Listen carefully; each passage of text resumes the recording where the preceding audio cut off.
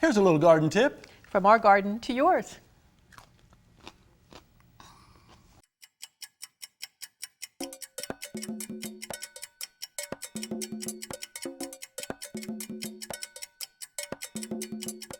We hardly make it through the winter without some brown, and this year we have major damage. So what are you going to do? Well, that's the topic of our 2-minute pest.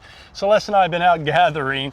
Your yard and my yard, yes. I know. And, you know, one of the major questions, Celeste, is, you know, when do you prune? How do you know how much to prune? Well, if it's something like this, I don't think it's going to be hard to tell, but suppose you have some green on the stems. Look at this. It's dark up here, then it gets green. How far are you pruning it back? But here's the other thing. Look, you go down here, there's brown again, and it keeps on going. Something like this, I'm going to prune it to the ground, probably. You're going to prune it to the ground. You almost have to. Yeah, it's okay. It's renewal pruning. Don't worry about it. It's going to come back. What do you got? I did it last year, and they came back beautifully. My spathiphyllum, of course, same thing. Even the bloom got torched a little bit by the cold. Yeah.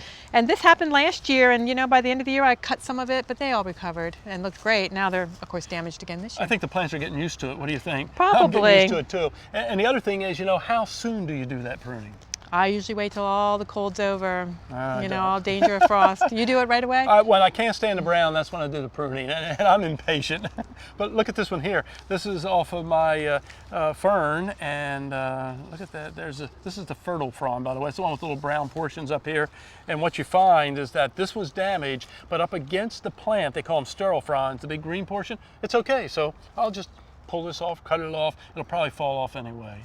Some plants, you know, some of them are the plants you choose to plant in your yard. You know, they're just going to be expected, like ginger. Yeah. You can expect it to die back to the ground. And don't plant too many of them. That's the secret to it. That's right, that's right. And these I do probably clean pretty quickly, clean up and take them to the ground. Might as well. I mean, this tissue is totally dead. I guess if you want to get technical, you can take your fingernail and scratch it like I'm doing there.